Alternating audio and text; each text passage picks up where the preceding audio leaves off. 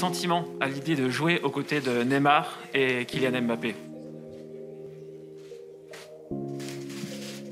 La verdad que una felicidad enorme, una locura, como dije recién. C'est de la folie, c'est le bonheur complet de pouvoir partager avec eux. Messi au PSG, c'est fait.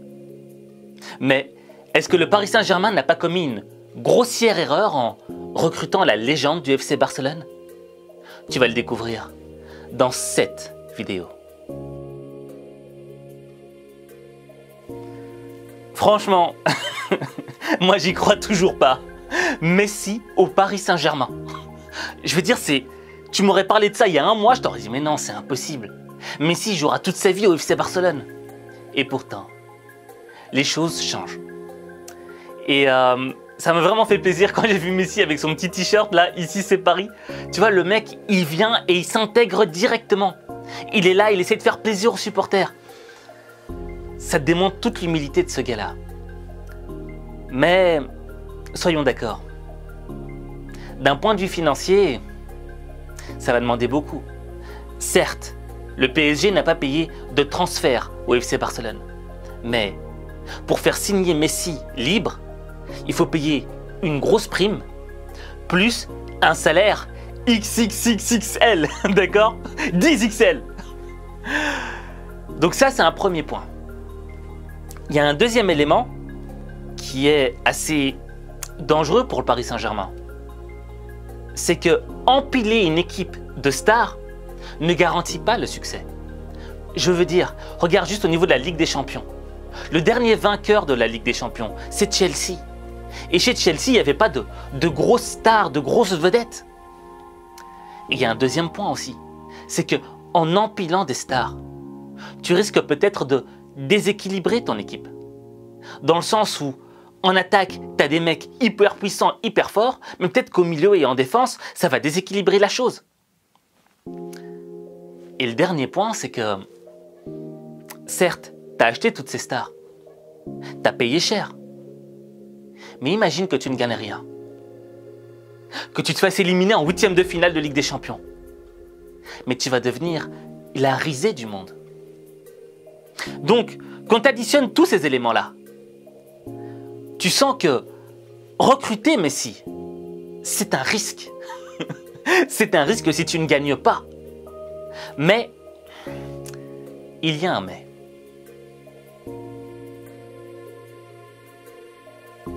Je ne sais pas si tu te rappelles, mais il y a quelques années de cela, le Paris Saint-Germain avait recruté David Beckham. Et ce recrutement, il avait permis de mettre en lumière le club aux yeux du monde entier.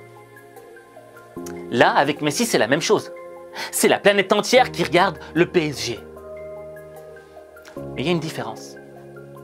David Beckham, c'était un joueur strass et paillettes, tu vois. C'était un joueur hollywoodien, si tu veux. Messi, lui, il n'en a rien à faire des strass et paillettes. C'est un joueur d'une humilité totale.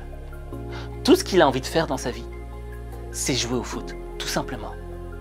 Et gagner des matchs. Au fait, Lionel Messi, il fait partie d'un carré de joueurs. Ce carré se compose de Lionel Messi, Cristiano Ronaldo, Zlatan Ibrahimovic et Sergio Ramos. Tu vois, ces 4 joueurs, ils font partie de la même génération. Et ils ont un âge avancé pour le football. Ils ont dépassé la trentaine. Mais ils ont toujours faim. Ils ont toujours la rage de gagner. Ces mecs-là, au niveau du mental, ce sont des machines de guerre. Ils ne sont pas intéressés par l'argent, ils sont intéressés par les titres, par la gagne. Regarde Zlatan Ibrahimovic, 40 ans, toujours sur le terrain. Mais pourquoi ? Parce que ces joueurs-là se donnent les moyens de réussir. Ils se donnent les moyens pour être au top. Et quand tu as des joueurs comme ça dans une équipe, ça a un double effet.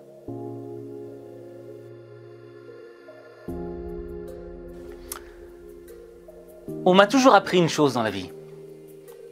Si tu traînes avec des pigeons, tu deviendras forcément un pigeon.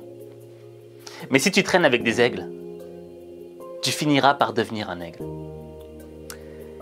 Et le premier effet que va avoir le recrutement de Lionel Messi dans le club, et pas juste Lionel Messi, hein, Sergio Ramos aussi, Hakimi, tous ces joueurs-là qui arrivent dans le club, ce sont des joueurs qui ont une rage de vaincre et une discipline dans le travail. Et l'effet que ça va avoir sur l'équipe, c'est que les autres joueurs de l'équipe, quand ils vont voir cela, ils vont se dire « Oh là, faut qu'on se mette à la hauteur. On n'a pas le droit d'être en dessous. » Et donc ça va créer une dynamique, une motivation chez tous les joueurs pour essayer d'être juste à la hauteur.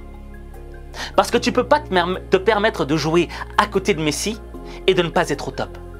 Tu ne peux pas te permettre de jouer avec Sergio Ramos et de ne pas être au top. Tu n'as pas le choix. Tu es obligé de l'être. C'est une question de conscience. Tu vois ce que je veux dire? Donc ça a un effet bénéfique. Ça aura même un effet extrêmement bénéfique sur Neymar. Parce que Neymar, quand il est arrivé au Paris Saint-Germain, c'était le meilleur joueur. D'accord? Le meilleur joueur de l'équipe. Donc, il était un petit peu dans sa zone de confort. Il n'était pas en compétition interne avec quelqu'un d'autre. Et là, à l'arrivée de deux légendes, Lionel Messi et Sergio Ramos, quelle va être la réaction de Neymar? Neymar, c'est un joueur émotionnel, tu vois? Et je suis sûr et certain qu'à l'intérieur de lui, il est extrêmement heureux de voir Lionel Messi arriver parce que ce mec-là, il est ultra sympa, il est ultra gentil, d'accord? Mais en même temps, il va se dire, oh là, je dois être à la hauteur parce que je connais Messi, j'ai joué avec lui au Barça. Et moi, j'ai envie d'être au top, j'ai envie d'être le number one dans l'équipe. Donc je vais tout faire pour monter. L'effet sur Mbappé aussi. Mbappé, c'est un joueur ambitieux. C'est un joueur qui a un plan de carrière. Et le fait de pouvoir traîner avec Lionel Messi et Sergio Ramos, plus Neymar, il sait très bien que, en termes d'expérience, ça va lui apporter beaucoup. En jouant simplement 1 an avec ces légendes, il va gagner 5 ans. Donc, dans le fond, le fait d'avoir des gens comme ça dans ton équipe, des gens qui sont déterminés, des gens qui ont faim, ça va relever la barre au niveau de tous les autres joueurs de l'équipe. Et ça, c'est le premier effet positif. Le deuxième effet positif, c'est sur le championnat français. Creo que para nosotros es una motivación especial.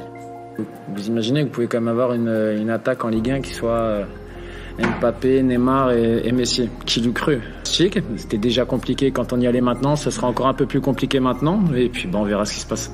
Ça fait toujours plaisir de jouer contre les meilleurs du monde, donc voilà, s'il arrive à venir dans ce championnat, ce serait bénéfique pour tout le monde. Donc, ça donne encore plus de visibilité à la Ligue 1, donc à nous maintenant d'être contents et de savoir comment le bloquer aussi.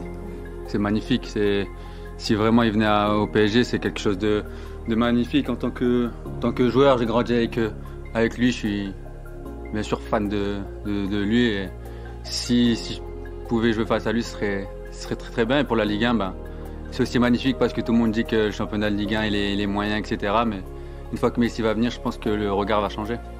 Bon, on va être d'accord, la Ligue 1, c'est pas... Voilà quoi, c'est pas la plus grande des ligues du monde. Mais les gens se débrouillent, les gens font ce qu'ils peuvent, d'accord? Mais quand une équipe, comme une petite équipe, comme Troyes ou une autre, va jouer face à une équipe de légende, quelle va être la réaction des adversaires selon toi? Mais ils vont se donner à fond.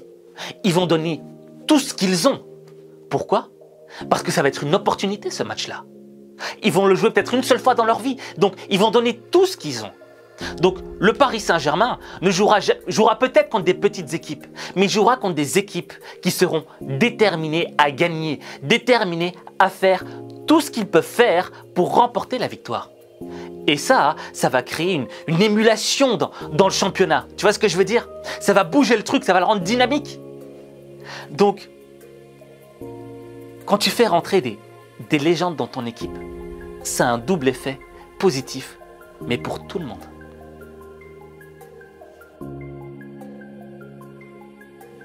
Bon, est-ce que l'arrivée de Messi pourrait ruiner le Paris Saint-Germain? D'un point de vue financier, le Qatar, ils sont bien, tu vois. Je pense pas que ça va faire quelque chose. Et comme je te l'ai dit, il n'y a que des effets ultra positifs à l'arrivée de Messi. Mais il y a une chose qui est très dangereuse. Quid du leadership? Pochettino va avoir une tâche très rude. La gestion des égos. T'as que des stars dans cette équipe-là. Donc, ce qu'il faudra, c'est quoi? C'est avoir tout le monde en phase sur le même objectif. Avoir une seule mentalité. Créer un seul groupe et non pas un groupe d'individualité. C'est sorti, t'as vu? Et il faudra confier le leadership à une personne. Mais à qui? Il faudra confier le leadership à une personne qui va recadrer l'équipe quand ça ira pas, qui va remotiver l'équipe, redynamiser l'équipe quand ça n'ira pas. Et là, il faudra faire un choix. Et quant à Neymar, Mbappé, Messi, Ramos, Navas, Donnarumma, que des grands joueurs dans ton équipe, c'est au niveau mental que ça va se jouer. Tu vois? Parce que s'il y en a un qui n'est pas content, émotionnellement, il ne sera pas bien. Et un joueur qui, émotionnellement, n'est pas bien, ne donnera jamais le maximum de son potentiel sur le terrain. Donc, le danger se situe là. Et moi, je pense que... Bon, je ne suis pas le coach du PSG, d'accord? Mais c'est que la première chose qu'il y a à faire, c'est de régler tous les paramètres d'un point de vue mental.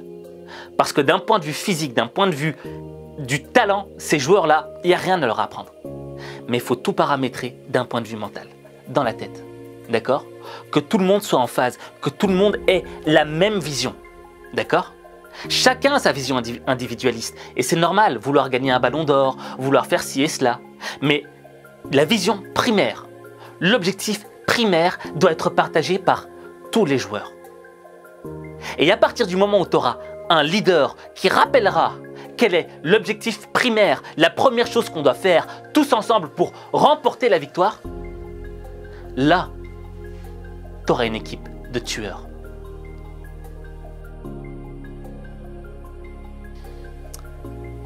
J'aimerais avoir ton avis. Selon toi, qui devrait être le leader de l'équipe?